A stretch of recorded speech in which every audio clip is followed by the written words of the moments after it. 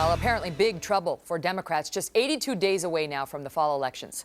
A new NBC News Wall Street Journal poll finding that 64% feel the sluggish economy will stay the same or get worse. That is up from 57% in January.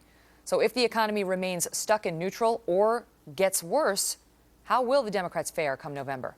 Joining me now, radio talk show host Mark Levine, constitutional lawyer and former attorney with the House Judiciary Committee. Mark, these numbers from this poll, they're not good, and they seem to belie or to prove that the White House message to try to convince people that the economy is getting better, that's been their latest thing, it's getting better, it's not where it should be, but it's getting better, is not resonating.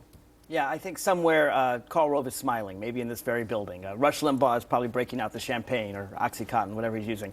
I mean, these are numbers that make Republicans happy. And unfortunately, it's tough. This is a tough economy. Look, Ronald Reagan's poll numbers, I looked them up, for this same period were lower, were 4% lower. Bill Clinton's numbers were also lower than Barack Obama's. Talking about overall approval numbers. His overall approval numbers at this point in his presidency. But when it comes to approval of how he's handling the economy, the numbers are just really bad. They're bad. Here's the thing. 2/3 of Americans don't believe we are even at bottom yet. It's time for Barack Obama and to ignore the polls and to do what's right. And what's right, there's only one way out of this economy, and that's fiscal stimulus. There are two ways to get an economy out of recession. It's the only way. In fact, we needed more stimulus back a year ago when the Republicans stopped it. Look, we haven't even spent $300 billion of the $787 billion that was already approved.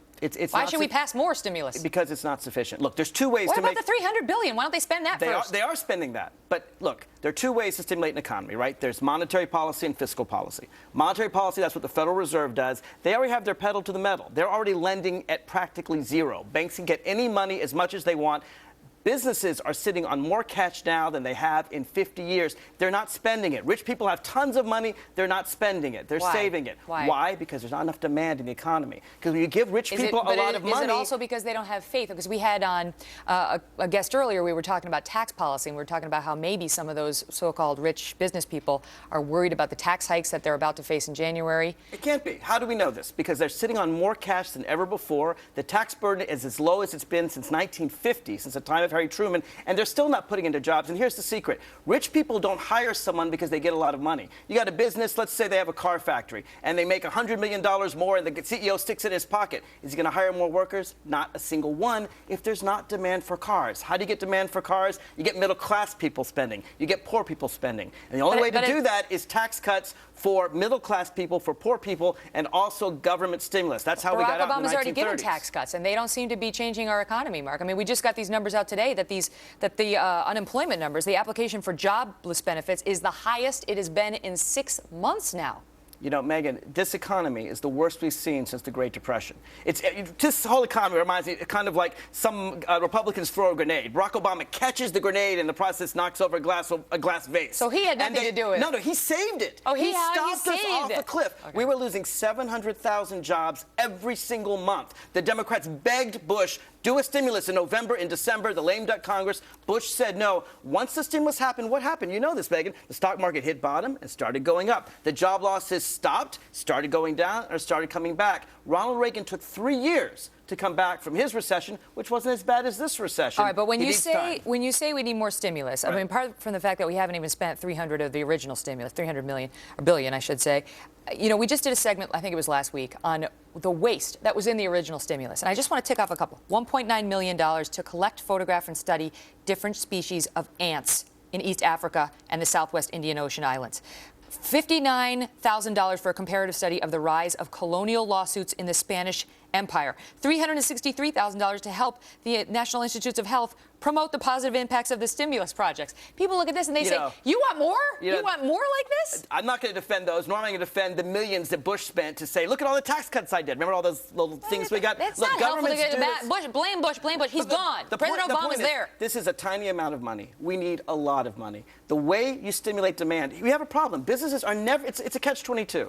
Businesses are never going to put more money in the economy unless demand is up. And people aren't going to have demand up unless they see that the economy is fine, and it's a downward spiral. But I look at this now. The only way out of that is government spending. I look at this now, and this is what I see. 15 straight months of unemployment at 9% or higher. 12 months at 9.5% or higher. 14.6 million people are currently unemployed, and 45%, nearly half of those, have been unemployed for 6 months or more. That may explain this poll showing the approval numbers of President Obama. Look at the contrast, Mark. Look how the disapproval is going up and the approval is going down. And as a political matter, whether we have more stimulus, whatever the solution is, as a political matter, that chart and those stats I just read are not good for the Democratic That's why Party. it's important to remember history. That's why it's important to remember in 81, 82, and 83, the economy was worse, Reagan's numbers were lower, and he came back and roared to one of the best re-elections ever. Is that going to be the message that Dems campaign on going into 2010? The message should be this.